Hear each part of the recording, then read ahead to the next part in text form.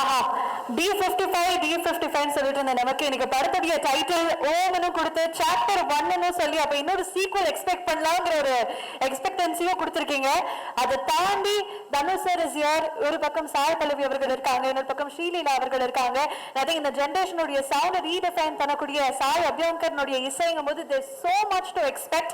and ரொம்ப முக்கியமா போன வருஷத்துடைய மிகப்பெரிய பிளாக் பஸ்டர் கொடுத்த இயக்குனர் ராஜ்குமார் சாருடைய டிரெக்ஷன்.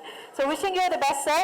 சார் வேறு சில படங்கள் அது வந்து ஒரு படம் அப்படின்றது வந்து ஒரு டாபிக் எடுத்து பண்ணியிருந்தா அந்த படம் வந்து நம்ம நினைவுல ஒரு விதத்தில் இருக்கும்.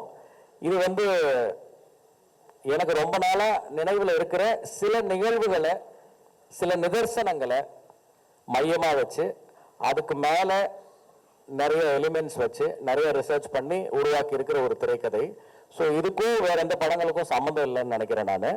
அண்ட் நீங்க குறிப்பிட்ட அந்த பர்டிகுலர் சம்பவம் இதுல இருக்குன்னு சொல்ல முடியாது, பட் ஒரு இன்ஸ்பிரேஷனா அந்த தாட் இருந்திருக்கு கண்டிப்பா. டேவிட் சார், ஜெயச்சந்திரன் பேசுறேன் சார். தனுஷா வந்து இப்போ ஹிந்தி படங்களே நடிச்சிட்டு இருக்காரு, நடிச்சு வெற்றி படங்கள்லாம் இருக்கு. இது வந்து நடிக்கிற பெரிய பட்ஜெட் படம் அப்படின்னு சொல்லிட்டு சொல்றீங்க. அப்படி இருக்கும்போது இது ஒரு பேன் இண்டியா படமா நீங்க உருவாக்கலாம் இல்லையா? அதுவும் இல்லாம ஸ்டார் காஸ்ட் வந்து மம்முட்டி தனுஷா 2 பேர் மட்டும் தான் தெரியுது. மற்ற லாங்குவேஜுக்கெல்லாம் போகும்போது அங்கே உள்ள ஆர்டிஸ்ட் ஃபேமஸான ஆர்டிஸ்ட்லாம் தேவைப்படும். அந்த மாதிரி ஏதாவது ஐடியாஸ் எதனா இருக்கா சார்? இல்லை எக்ஸ்டெண்ட் ஐடியா இருக்கு? இல்லை சார், ஐ திங்க் ஒரு ஸ்கிரிப்ட் ரூட்டடா அந்த தன்மைக்கு ஏற்ப இன்னைக்கு வந்து நம்ம அந்த ஸ்கிரிப்டுக்கு உண்மையாக கரெக்டாக பண்ணாலே பேன் இண்டியா மட்டும் இல்லை, ஐ திங்க் நம்ம எல்லா உலகத்தில் இருக்கிற எல்லாருமே இப்போ ரீச் பண்ணிட முடியுது. வெறும் காஸ்டிங்கில் மட்டும் அது நிகழாது. அதுக்கான கதையும் கேரக்டரும் அவங்களுக்கான ஒரு அந்த பார்ட் வந்து ரொம்ப ஸ்ட்ராங்காக இருந்தால் மட்டும்தான் அவங்கள உள்ள வருவாங்க. வெறும் டெக்கரேஷனுக்காக இதில் யாரையுமே நம்ம சேர்க்கல. அப்படி சேர்க்கறது எனக்கு விருப்பமும் இல்லை. Yes sir. டைரக்ட் சார் பாலம் இங்கே இங்கே இங்கே இப்போ ஒவ்வொரு படமும் உங்களுக்கு ஒரு படிப்பினைகள் சொன்னீங்க இல்லையா? அது மாதிரி ரங்கூனா இருக்கட்டும், இல்லை அமரனா இருக்கட்டும், இந்த படமா இருக்கட்டும், அந்த 3 படத்துலையும் 3 ஹீரோக்கள்கிட்ட நிறைய அனுபவங்கள் இருக்கும். அதை பற்றி கொஞ்சம் சொல்லுங்க. மூணு ஹீரோக்கள்கிட்டையும் கிடைச்ச படிப்பினை அனுபவம் ஏதாவது சொல்லுங்க. சார், அனுபவம் அப்படின்றது வந்து நாட் ஜஸ்ட் வித் ஹீரோஸ். நம்ம ஒர்க் பண்ற ப்ரொடியூசர்ஸ் கிட்ட இருக்கும், கூட ஒர்க் பண்ற அசிஸ்டன்ட் டைரக்டர்ஸ் கிட்ட இருக்கும். அண்ட் அதுல வந்து ஒவ்வொரு ஜேர்னி ஒரு மாதிரி இருக்கும். It's a collaborative process. முதல் படத்துல எனக்கு கௌதம் கார்த்திக் நடிச்சாரு. அவர் இப்போ வரைக்கும் எனக்கு இப்போ நம்ம இங்க உட்காந்து இந்த டீசர் நீங்க இங்க பார்த்துட்டு இருக்கும்போது ஆல்ரெடி ஆன்லைன்ல ரிலீஸ் ஆயிடுச்சு. ஸோ 3வது ஆளா எனக்கு விஷ் பண்ணது, ஆர் அட்லீஸ்ட் அவர் ஃபர்ஸ்ட் கூட விஷ் பண்ணிருக்கலாம், நான் 3வதா அவரோட மெசேஜ் தான் பார்த்தேன். ரொம்ப சந்தோஷமா டைட்டில் பத்தி அந்த டீசர்ல காட்டின அந்த விஷயங்கள் பத்தி எல்லாம் ரொம்ப எக்ஸைட்டடா பேசிட்டு இருந்தாரு. எனக்கு சத்தத்துல ரொம்ப கேட்கல. ஸோ அந்த நட்பு தொடருது இன்னும். அண்ட் அதே மாதிரி போன படம் நான் ஒர்க் பண்ண சிவகார்த்திகேயன், ஸோ அவரும் வந்து அந்த படத்துல ஒரு கரெக்டான ஒரு நேர்த்தியான ஒரு அனுபவம் இருந்தது. இப்போ தனுஷரோட ஒர்க் பண்றது வந்து எனக்கு ரொம்ப க்ளோஸ் டு தி ஹார்ட்டா இருக்கு, ரொம்ப பிளசண்டா இருக்கு.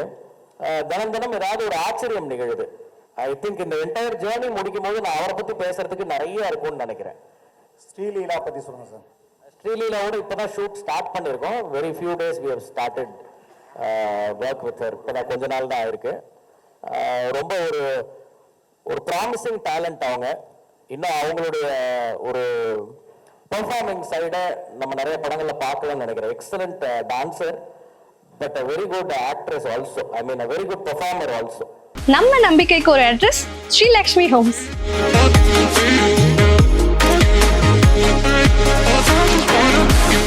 For booking more details, கீழ இருக்க நம்பருக்கு கான்டாக்ட் பண்ணுங்க.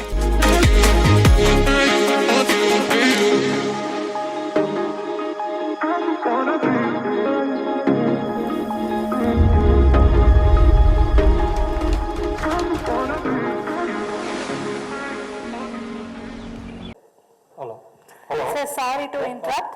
One question. Ada sir. I am Krishna Kumar from DD. Sir, here. I have 2 questions. Yes, sir. In what way this இந்த டைட்டில் வந்து இந்த கதைக்கு வந்து உங்களுக்கு நெசசிட்டியா இருக்கு? நம்பர் 1. நம்பர் 2, நம்ம ஓம்ங்கிறது நம்ம இந்து விஷயத்துல பிரணவ மந்திரத்துல மனசாந்திக்காக சொல்ற ஒரு மந்திர வார்த்தை. அதை எப்படி ஒரு டிசைனே வந்து அட்டாக்கிங் இன்ஸ்ட்ருமெண்ட்ஸ் மாதிரி ஒரு ஷார்ப்பாக வச்சுருக்கீங்களா? அதுக்கு விளக்கம் இருந்தால் கொஞ்சம் கொடுங்க. இல்லை சார், நம்ம நம்ம தினம் சாமி கும்பிடுறோம். பல்வேறு மாதிரியான கடவுள்கள் நம்மளோட வழிபாட்டு முறையிலேயே இருக்கு. ஸோ ஒவ்வொருத்தருக்கும் ஒவ்வொரு வாகனங்கள் இருக்கு, கையில் ஆயுதங்கள் இருக்கு, சாந்தமாகவும் இருக்கு, எல்லாமே எல்லாத்துலேயும் இருக்குன்னு நினைக்கிறேன். ஸோ அது ஒரு முக்கியமான ஒரு விஷயமா ஒரு பேசு பொருளாக இருக்காதுன்னு நினைக்கிறேன் நான். நீங்க கேட்ட கேள்விக்கு ரிலேட் பண்ணி சொல்லும்போது அண்ட் இந்த வார்த்தை கதைக்கு எவ்வளவு பொருத்தமா இருக்கு அப்படிங்கிறது நான் ஏற்கனவே நிறைய பேர் இதையே கேள்வியை மாத்தி கேட்டாங்க. அவங்க எல்லாருக்கும் சொன்னதுதான் திருப்பி சொல்றேன். அடுத்தடுத்த பார்வைகள் வரும்போது அது தெளிவா புரிஞ்சிரும்னு நினைக்கிறேன் சார். நன்றி சார். இது வந்து ஓம் படத்தினுடைய தொடக்கம் மட்டும்தான். இட்ஸ் கோயிங் டு பி இன்னும் நிறைய ஈவெண்ட்ஸ். இது ஃபர்ஸ்ட் ஸ்ட்ரைக் மட்டும்தாங்கிறதுனால இன்னும் உங்களுடைய கேள்விகள் நிறைய இருக்குங்கிறது எங்களுக்கு தெரியும். தொடர்ந்து வரக்கூடிய ஈவெண்ட்ஸ் அதை நிச்சயமாக நீங்க கேட்பீங்க. Rajkumar Periyasamy sir, thank you so much. நீங்க அப்படியே மேடையிலே இருக்கணும்னு ஆசைப்பட்டு over the press media for Q&A. இல்ல அப்படி இல்லை, என்னோட ப்ரீவியஸ் படமான அமரனுடைய ஃபர்ஸ்ட் பிரஸ் மீட் கூட நான் மட்டும்தான் அட்டென்ட் பண்ணேன். அதனால ஒரு sentimental connect. It's okay, that is okay. Yes sir வணக்கம் சார். இங்க பிரேம் சார், டைம்ஸ் ஆகும் சார். சார் உங்க படங்கள்ல ரங்கூன், அமரன் அதெல்லாம் அது கதைக்கு சிமிலரா ஒரு இதுவா வந்து கனெக்ட் ஆகும். இந்த படத்துக்கு ஏன் ஓம் அப்படின்னு டைட்டில் வச்சு? எவ்ரிதிங் பிகின்ஸ் வித் ஓம் அப்படின்னு நான் நினைக்கிறேன். அண்ட் இதுக்கு வந்து கதைக்கும் இந்த சொல்லுக்கும் ரொம்ப தொடர்புகள் வேற லெவல்ஸ்ல இருக்கு, வேற லேயர்ஸ்ல இருக்கு. அடுத்தது இதை பத்தி தொடர்ந்து அடுத்தடுத்த டீசர்ஸ் கொடுக்கும்போது it's too early to explain the title நினைக்கிறேன் நான். அடுத்தடுத்த டீசர்ஸ் அண்ட் அடுத்தடுத்த மெட்டீரியல்ஸ் வரும்போது you will have the answer sir. Sir இங்க ஏற்கனவே கன்னடத்துல உபேந்திரா நடிச்சு ஓமுன்னு ஒரு படம் வந்து மிகப்பெரிய ஹிட்டு. இன்னைக்கும் அது ரசிகர்கள் மத்தியில் இருக்கு. அதே டைட்டில யூஸ் பண்றதுக்கு எனி ரீசன் சார்? இல்லை சார், இது வந்து இந்த படத்துக்கும் இந்த கதைக்கும் சூழலுக்கு ரொம்ப பொருத்தமான ஒரு வார்த்தையா இருந்தது. இப்போ நிறைய டைட்டில்ஸ் ரிப்பீட் ஆகுது. இப்போ நம்ம ஏற்கனவே பண்ண படம் கூட அது முன்னாடி 90s ஏர்லியரா வந்த கார்த்திக் சாருடைய படம் தான். நம்ம பண்ணது மட்டும் இல்லை, மற்ற ஃபில்ம் மேக்கர்ஸ் பண்ற படமும் love today are many films, even Dhanush சாரோட நிறைய படங்கள் கூட பழைய படங்களுடைய டைட்டில்ஸை ரிப்பீட் பண்ணிருக்கு. பட் இது வந்து ஏதோ ஒரு சென்சேஷனுக்காக வைக்கப்பட்ட ஒரு டைட்டில் இல்லை. இந்த கதைக்கும் நான் ஒவ்வொரு முறையும் கதையோட தலைப்பை எழுதிட்டு அப்புறம் தான் ஸ்கிரீன் பிளே எழுதுவேன். அந்த மாதிரி இதுவும் ஒரு முக்கியமான தலைப்பா ஃபைனல் டிராஃப்ட்ல நம்ம ஆரம்பிக்க முன்னாடியே எழுதி அதுக்கப்புறம் தொடங்கின ஒரு திரைக்கதை தான் இது. ஸோ இதுக்கும் கதைக்கும் ஆழமான ஒரு சம்பந்தம் இருக்கிறதுனால தான் இருக்கு சார். சார் ராஜ்குமார் சார், நான் வேற லெவல் சினிமா கார்த்திக் சார். இந்த சாப்பு பேக்ரவுண்டு, சிகப்பு பேக்ரவுண்ட் கம்யூனிசத்தை குறிக்குதா செம்மரத்தை குறிக்குதா? இல்லை சார், அதுலயே வந்து எழுத்தா என்னன்னு விவரிச்சிருக்கு. அதுல வந்து சாப்டர் 1 உதிரம் த பிளட் வுட் அப்படின்னு இந்த ஓம்ங்கிற படத்துக்குள்ள இந்த பார்ட் 1, அதாவது சாப்டர் 1 அப்படிங்கிறது உதிரம் த பிளட் வுட் அப்படின்னு இருக்கு. அதுலயே அது it is there is nothing to hide. அதுல பிக்சர்ஸ்ல இருக்கு, விஷுவல்ஸ்ல இருக்கு, கேப்ஷன்ல இருக்கு. இது எது சம்பந்தப்பட்டது கான்ஃபிளிக்ட் அப்படிங்கிறது அதை கொஞ்சம் பார்த்தாலே புரிஞ்சிரும்னு நினைக்கிறேன். கண்டிப்பா சார். அதே மாதிரி நீங்க அமரன்ல வந்து இந்திய ராணுவத்தை இந்தியர்களை பெருமைப்படுத்தினீங்க. இதுல வந்து செம்மர கடத்தல்னாலே தமிழர்கள் தான் கடத்துறதா ஆந்திராவில் அடிச்சு கொள்வாங்க அப்படின்லாம் நம்ம கேள்விப்பட்டிருக்கிறோம். இதுல தமிழர்களை பெருமைப்படுத்துற மாதிரி சீன்ஸோ? இல்லை, இது வந்து சார் எந்த சாராரையும் பெருமைப்படுத்துவதற்கோ இழிவுபடுத்துவதற்கோ எடுக்கப்படுற ஒரு படம் இல்லை. இது இருக்கிற சூழ்நிலைய ஒரு கமர்ஷியல் சினிமாவா அதே நேரம் சிந்திக்க வைக்கிற ஒரு சினிமாவா பிரசன்ட் பண்ற ஒரு படமா இருக்கும் இது. அதே மாதிரி கார்த்திகேயன் மம்முட்டி சார் பேர் சொன்னீங்க. இவர் பேர் அண்ணாமலையா? அண்ணாமலைக்கு ஆறாயிரங்கிறாங்க இவர் தனுஷ் என்ட்ரி ஆகிறப்போ. இல்லை, இதுல என்ன பேர் சொல்லலை சார். அவங்க சொல்றது அண்ணாமலையாருக்கு அரோகரான்னு சொல்றாங்க சார். டைரக்டர் சார், இப்ப இந்த ஓம்ங்கிற வார்த்தைக்கு சமஸ்கிருதத்துல சோம்னு ஒரு வார்த்தை இருக்குது. அதாவது சோமபானம் சுராபானம்னு சொல்லுவாங்க. அந்த சோமுங்கிற வார்த்தை மருவி தான் ஓமா வந்திருக்கு. சோம்னு சொன்னா கஞ்சான ஒரு பொருள் இருக்கு. எப்படி அதுல இருந்து வரி வந்திருக்கு? இந்த உண்மை தெரிஞ்சிருக்குங்களா? அப்படி இல்லை சார். ஐ திங்க் சான்ஸ்கிரிட்ல ஓம்காரா அப்படிங்கிறது ஓம்கான விளக்கமா இருக்கு சான்ஸ்கிரிட்ல. நம்ம சொல்ற ஓம் அதுதான்.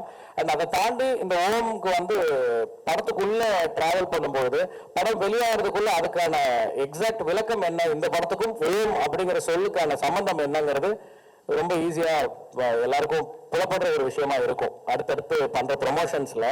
ஸோ இதில் அந்த அளவுக்கு இது எனக்கு புது இன்ஃபர்மேஷனாக இருக்குது நீங்கள் சொல்கிறது.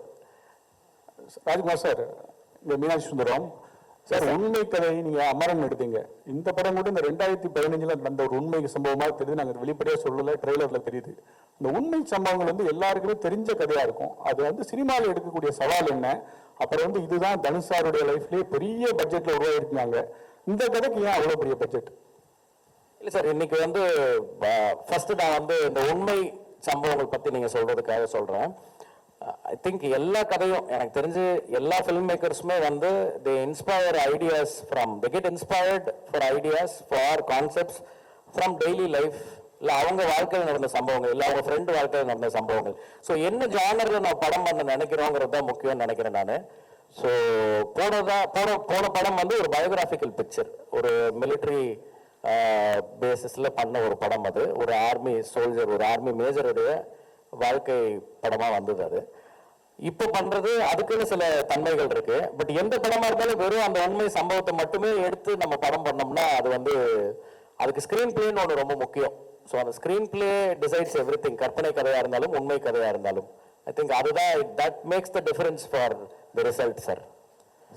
நீங்க கேட்ட ரெண்டாவது கேள்வி, அதிக பட்ஜெட் அப்படிங்கிறது ஐ ட்ரூலி பிலீவ் இன்னைக்கு மார்க்கெட் சைஸ் எக்ஸ்பேண்ட் ஆயிருக்கு. நம்ம அதை எல்லாருமே பார்க்குறோம். ஒரு படம் நல்லா போச்சு அப்படின்னா ஒரு சிறிய பொருட்செலவில் எடுத்திருந்தாலும் சரி, வளர்ந்து வரும் நடிகர்கள் இல்லை புதுமுக நடிகர்கள், even Malayalam cinema or any region இப்போ இன்னைக்கு பேரியரா இல்லாம ஒரு சின்ன படம் கூட அதாவது கம்மி பொருட்செலவில் எடுக்கப்பட்ட ஒரு படம் கூட இன்னைக்கு crores and crores of money collect பண்றதை நம்ம பார்க்க முடியுது. ஸோ அதுக்கு காரணம் ஆடியன்ஸ் இன்னைக்கு எல்லாராலையும் எல்லா இடத்துக்கும் போய் ரீச் பண்ணிட முடியுது. அதனால பட்ஜெட் அப்படிங்கிறது அந்த படத்தோட கதைக்கு தேவையான ஒரு விஷயமா இருக்கு. அண்ட் அதுல அது ஒரு பெரிய குழு சேர்ந்த படமாகவும் இருக்கு சார். இங்க கதாநாயகிகள் ஸ்ரீலீலாவும் சாய்பல்லியும் நிஜத்திலையும் டாக்டர்கள். இப்போ இந்த ஷூட்டிங் அடர்ந்த காட்டு பகுதிகளில் நடக்கும்போது ஏதாவது விபத்துகள் ஏற்பட்டு அவங்க உண்மையான டாக்டரா ஏதாவது ஒர்க் பண்ணாங்களா? இல்லை சார், அவங்களுக்கு அவங்களுடைய ஆக்டிங்க்கு ஆக்டர்ஸாக அவங்க ரோல்ஸுக்கு ப்ரிப்பேர் ஆகிறதுக்கு இந்த படத்தில் வேலை சரியாக இருக்குது ரெண்டு பேருக்கும். இன்னொன்று ப்ரொடக்ஷன் ஹவுசஸ், அதாவது ப்ரொடியூசர்ஸ் முன்னேற்பாடுகளோடு ரெடியாக இருக்காங்க. அதனால எந்த வித விபத்துகளும் நாங்கள் இது வரைக்கும் சந்திக்கலை.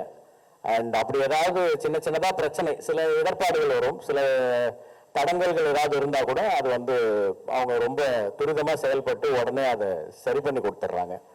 ஸோ அந்த மாதிரி சுச்சுவேஷன் எதுவும் வரல சார். அமரன் படத்துலையும் சாய் பல்லவி இருந்தாங்க, ஓம்லையும் இருக்காங்க. பர்டிகுலராக என்ன ஸ்பெஷல் ரீசன் அவங்க இந்த படத்தில் கமிட் பண்ணியிருக்கீங்க? செகண்டரி சாய் அபயங்கர் மியூசிக்கில் தனுஷ் ஏதாவது பாட்டு எழுதி பாடுறாங்களா? ஏதாவது ஐடியாஸ் இருக்கா?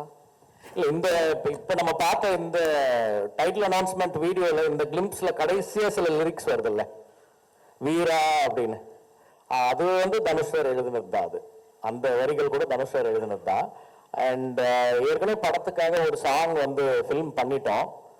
அண்ட் சாய் பல்லவி அவங்க இந்த படத்தில் இருக்கிறது அவங்க மட்டும் இல்லை, நான் எப்பவுமே ஒரு கேரக்டருக்கும் ஆர்டிஸ்ட் சூஸ் பண்ணும்போது ஒரு பெர்ஃபார்மர் அந்த ரோலுக்குள்ளே வரணும்னு நினைப்போம். ஸோ அப்படி அவங்களுக்கு சூட்டபிளாக இருக்கிற ஒரு ரோலுக்கு அவங்க நடிக்கிறாங்க. இதில் அந்த படத்துலையும் அவங்களுக்கு அந்த ரோல் ரொம்ப சூட்டபிளாக இருந்துச்சு, அதனால பண்ணாங்க. எஸ்.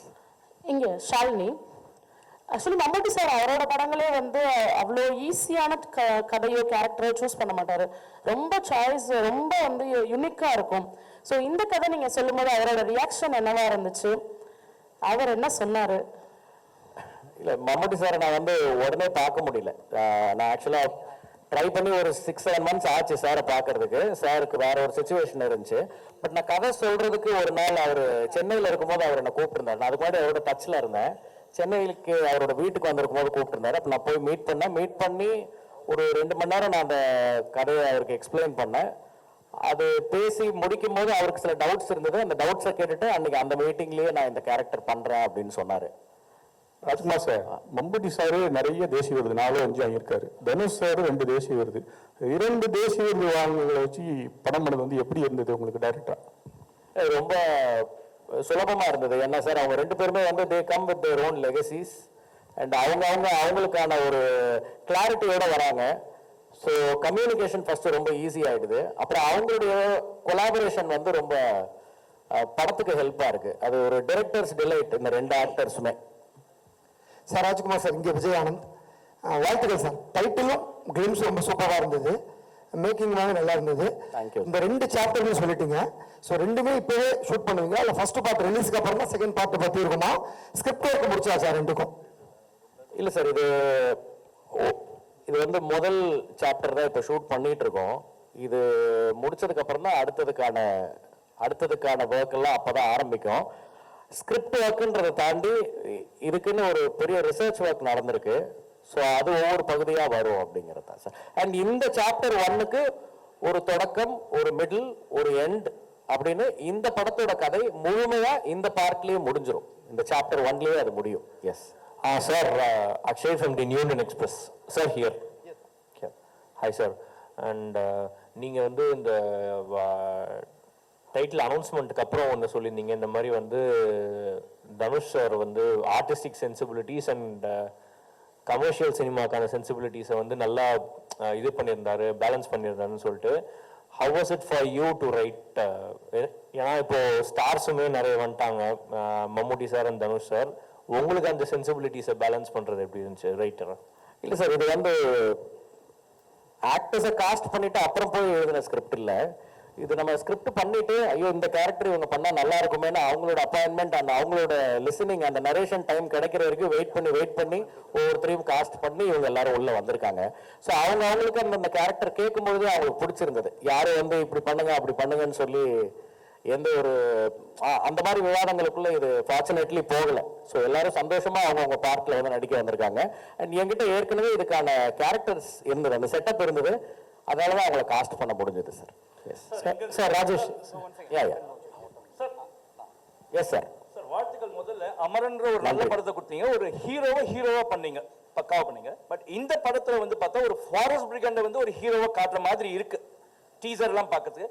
பட் இதை நீங்க எப்படி பாக்குறோம்? ஒரு ஹீரோவா காமிச்சிங்க, பட் இந்த மாதிரி ஒரு நெகட்டிவ் ஷேடா இருக்கவங்களை ஹீரோவா காமிச்சா நெக்ஸ்ட் சொசைட்டி எப்படி இருக்கும்ன்றது நீங்க ஃபீல் பண்றீங்க சார்? ஏன்னா வந்து ஃபாரஸ்ட் பிரிகண்ட்ன்றது ஒரு தப்பானது தான், காட்டை அழிக்கிறவங்க தான்.